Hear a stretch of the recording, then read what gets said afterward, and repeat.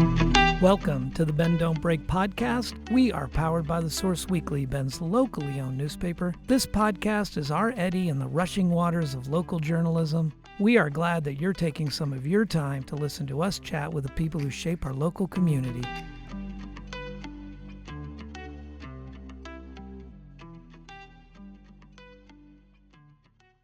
Thank you to our presenting sponsor, RE/MAX Key Properties, a family-owned full-service real estate brokerage specializing in residential, luxury, commercial, new construction, and ranch and land properties. Their new state-of-the-art facility at 42 Greenwood Avenue is a modern, collaborative space and the new home of the Bend Don't Break podcast recording studio. I'm Aaron Switzer, publisher of The Source Weekly, and your host for this edition of the Bend Don't Break podcast. Thank you for listening.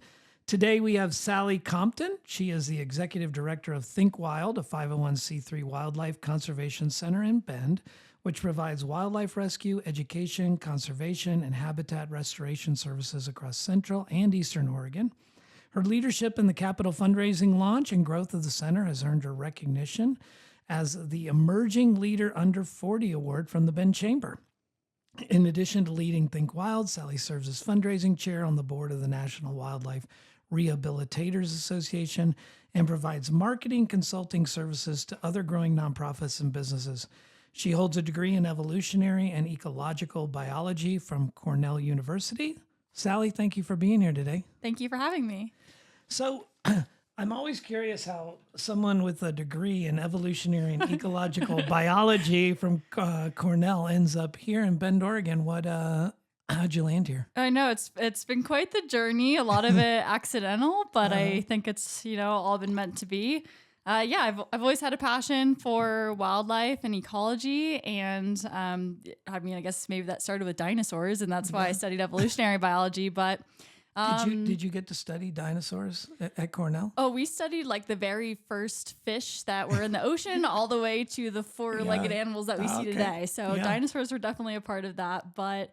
Yeah, I think I just have always loved wildlife and been curious about the natural world, and always knew that I wanted to do something in conservation work in wildlife. I didn't really know what that looked like throughout my life. But I went to school, and originally I was studying sort of like the nexus of weirdly like hospitality and wildlife and ecotourism and things. Wow.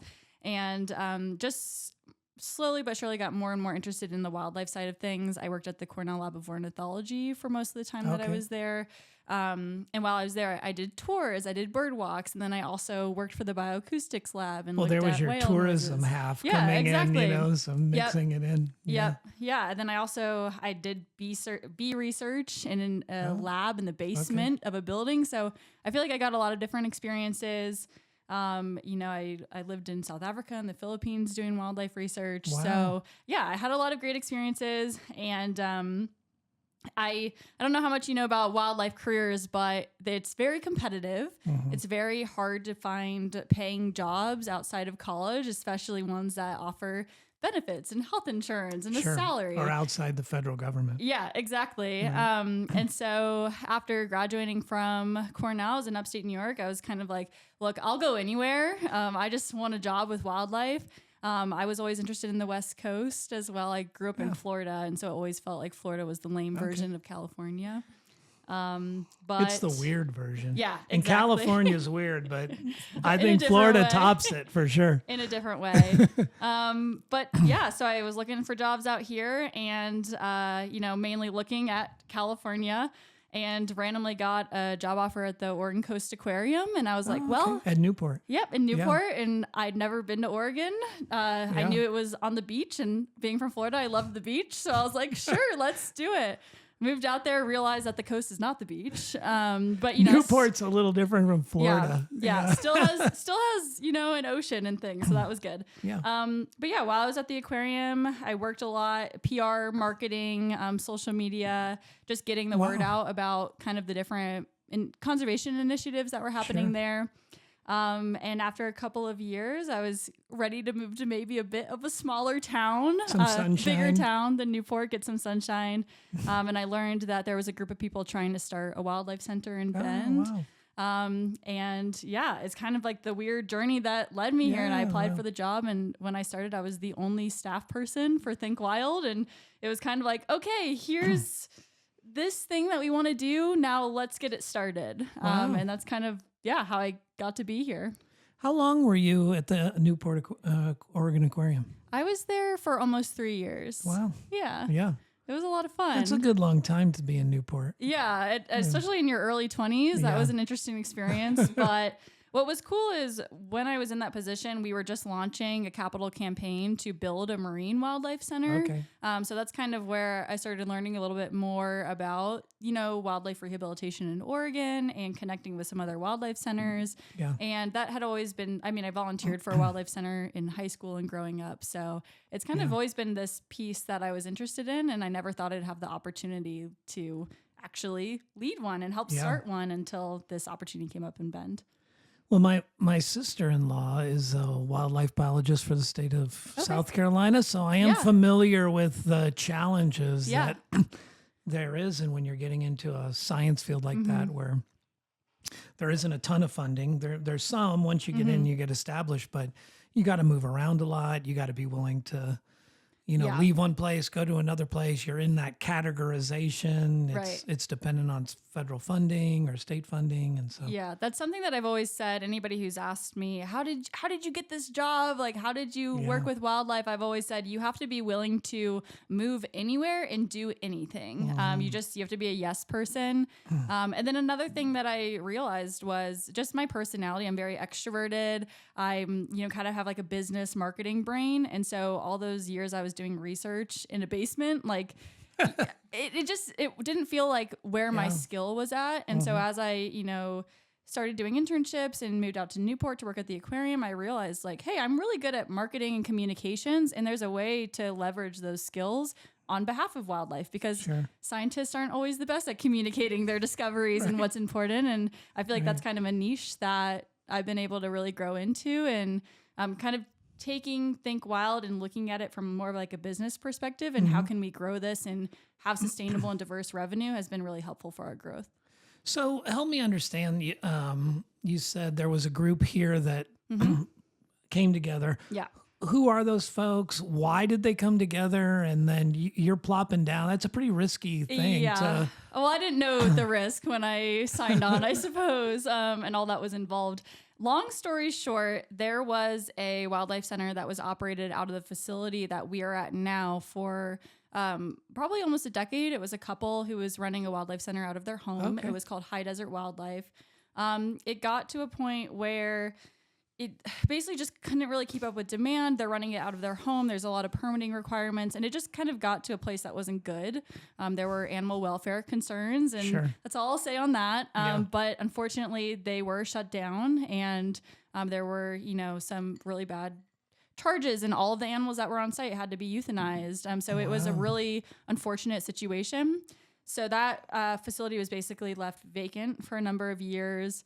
The 501c3 was still there, but nothing was being done with it. All of a sudden, there's this huge gap in Central Oregon where you find an injured and orphan animal, and it's like, oh, sorry, there's nowhere to bring it or nothing that can really be done. So some of those original volunteers and some other people in the community who were just kind of aware of this issue. One of the original founders had been a volunteer there, had worked at another wildlife center, had a lot of good connections in Bend. They were kind of like, hey, let's do something about this. There's still the 501c3. The property is still owned by the 501c3, and there's this huge need. So if we can do this in a way that's professional, that's adhering to all of the standards, that's really making this into something that the community needs, I think it could be successful. So basically Here you come. did the rebrand, and the rebrand was Think Wild, and that kind of came out of this, the ethos that our vision would be that everybody's thinking about wildlife and keeping wildlife in mind as they just live their lives. So whether you're driving or, shopping or buying things, like just keeping in mind how that might impact wildlife. They started doing some capital fundraising that, the Think Wild came together, I think it was in 2014. And so it was quite a number of years of just getting the word out. So 2014 under the new name. Under the new name. And then it was like another 2 years before they were able to even get any permitting to do development, another 4 years. So yeah, it was quite a process. I ended up coming on in the winter of 2019. They had been doing some like education programs here and there and started to do some of the basically huge renovation of what essentially was a house and a ton of old decrepit buildings that needed to be torn down. Right. And I came in. The facility did not have water. Water was being delivered by a truck pretty much once a week. There was very little electric capacity. There were no buildings. It was right away. I'm wondering how someone was on that property with taking care of wildlife. Yeah, we had all these big plans to build all these big enclosures, but it was like, what? How are we going to do this? Yeah. There's no power. There's no water. And so all of a sudden I realized I had signed on to being a construction project manager and executive director. I got to stop you. I love this story. This is crazy because, you're not saying it, but I can imagine leaving Newport at the Oregon Aquarium and arriving at this facility in the state it was in. That's a shock. Yeah, it was quite a shock. And, but you know what? I've always been somebody who loves a challenge. That's and great. So Yeah. I definitely didn't know the extent of the challenge and kind of everything that had come before, right? Because not only was I coming into this, it was kind of a little bit of a mess, but it was also didn't have the best reputation because of what had come before it. Your brand building and building. Right. All the agencies, so like the county, Oregon Department of Fish and Wildlife, like they'd all had kind of this poor relationship. And so a huge component was not only do you need to build all of this, hire all these people, do all this fundraising, but also you need to rebuild trust with the agencies that we rely on for partnership, like state police and all of that. So that was a big component too. And then COVID hit in March of 2020. Yeah. So it was even better. It was fun. Yeah. I love this story. Yeah. This is truly a story of adversity, maybe you didn't overcoming adversity. That's great. Yeah. So maybe explain a little bit where you're at now. Yeah. So how many animals are in your care, and maybe explain also what is rehabilitatory services? What is that? Okay. What does that mean for wildlife? So I guess to make the connection, basically from all of that, I hired on a director of wildlife rehab. We worked together, us two, to kind of like build the center, build all the enclosures, get our permitting. We officially opened for wildlife care in the summer of 2020 and then expanded from there and kept opening. Yeah, so eventually, looking to today, we now care for all native wildlife that are permitted under the state to provide rehabilitation to. So that can be anything from songbirds to raptors, waterfowl, mammals, large mammals, small mammals, reptiles, amphibians. We've cared for a frog before. So all sorts of different critters. Basically, it's anytime they're orphaned, injured, in need of veterinary care. We do have a non-staff veterinarian. And we have a wildlife hotline where we respond to, I think we're going to break 4,000 calls. 4,000 calls. Yep. And most of that takes place in the summer. So that means on average, you're taking 8 calls a day? And on average, if you were to spread it out through the whole year, but our busy season is May through October. Right. And so I think one day in July, we answered 70 calls. Oh my God. Yeah. So the rehabilitation part has grown significantly. We've seen a 30% increase in calls to our hotline in patients every year. And it's not that there's 30% more animals needing care every year, right? It's that people are learning about us and learning about what we do. And so I'm sure there's so many people that have us saved in their phones and know to call us if they need help. Or if you do a Google search, we're going to be the first ones to come up. Doesn't the Forest Service or some federal agency provide these kind of services? Or are you now their like default go-to for this stuff? So no, there are no government or public resources that provide wildlife rehabilitation or really even like 24-hour response for wildlife emergencies. There are very niche things that some of them can do. So for example, Oregon Department of Fish and Wildlife, They can respond to deer entanglements or deer being hit by cars. State police can do that. So they can come out and, dispatch a deer if needed. But in terms of doing rehab and release, there are no public resources for that. And that's a nationwide thing. So almost every state has wildlife centers like us. We do not get government funding for the work we do. And I think that's crazy. The more people that understand that, the better, because if we didn't exist, these animals wouldn't be getting the care. How many animals did you touch over the course of a year? So I think we're going to go to about 1,000 animals this year. It definitely goes up and down depending on restrictions. So for example, because of avian influenza, we're not doing adult waterfowl right now. The year before, we weren't doing baby waterfowl. So that it kind of changes the numbers, but about 1,000 animals. 1,000 animals. Yep. And then 4,000 calls. So one of the things that we're the most proud of is that we resolve 50% of our calls through over-the-phone education, and that prevents animals from being accidentally brought in. It also includes situations where we call it like fostering out animals. So if somebody finds a baby duck, putting it with a new family, rehoming, finding the parents again. So really the hospital is the last resort. We will try to do anything to keep the wild animal wild. What are some of the crazier calls you've responded to? Oh, there's so many. I mean, I don't want to say it's like crazy. It's a lot of times it's unfortunate, but we'll get people who have had animals for months and then they're finally contacting us once they realize that A, the animal is not doing well because they've been feeding them almond bars, or B, they're realizing that having a pet raccoon isn't ideal. Yeah. And in a lot of these cases, the animal's been pretty habituated, right? So it's very used to humans, has poor nutrition, and so the animal cannot be released back to the wild, and that means that animal, might have to be humanely euthanized. And so I guess it's like crazy. It's also sad, and so that's why education is such a big component of what we do. Like, if you find a wild animal, here's what to do, and you need to do it immediately. I mean, crazy calls. I one time looked at a property there where the person had fixed up the attic space to be a raccoon home.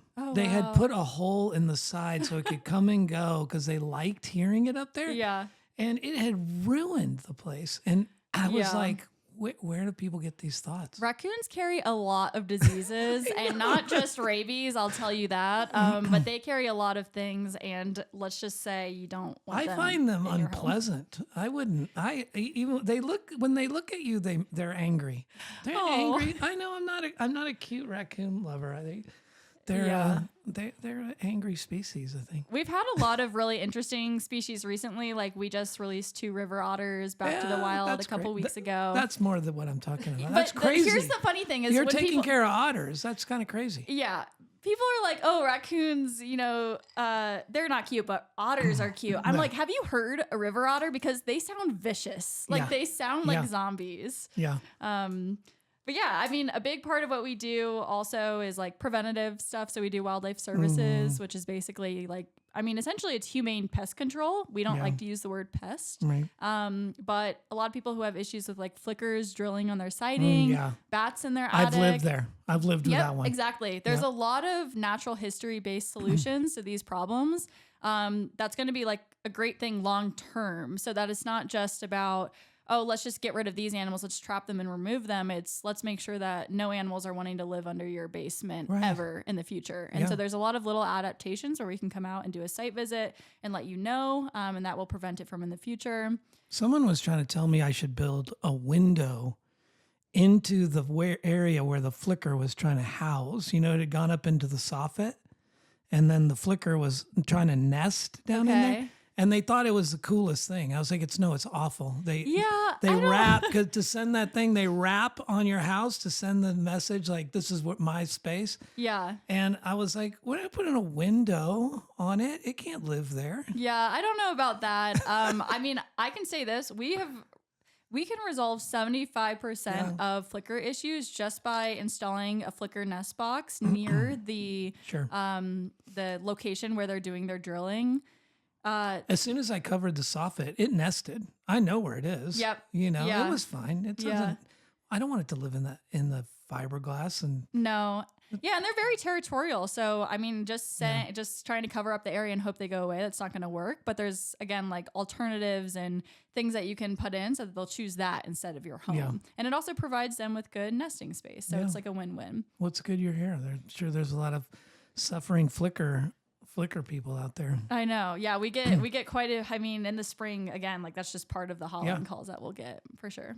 Yeah, they like to go up and wrap on like metal covers on top It's of your their mating roof. call. Yeah. Yep. They would just 6 o'clock in the morning just drill on the thing. It's like we're building things for them just to help them get their mates. Yeah, I think they're fascinating. I do love them. They're huge birds. Mm-hmm. So, Yeah. Very cool. Yep. So what's the future for Think Wild? I mean, are you guys growing? Are you barely treading water with 1,000 animals that you've been taking care of? I would say we're definitely growing. So for example, I said that when I started. Are you going to have 1,500 animal touches next year? I mean, I wouldn't be surprised, honestly, at the rate we're seeing. But I think we're growing. Not just the wildlife hospital is growing, but a lot of our programs are growing. So we have 16 staff. Only 16? 16 staff, and only 5 of those staff are actually in the hospital because we do a ton of wildlife education programming, mostly off-site. So a lot of this is in rural communities. We do a lot of work in Warm Springs, Crook County. I mean, we go out to Lake County, Klamath, Harney, to do programs where All privately funded.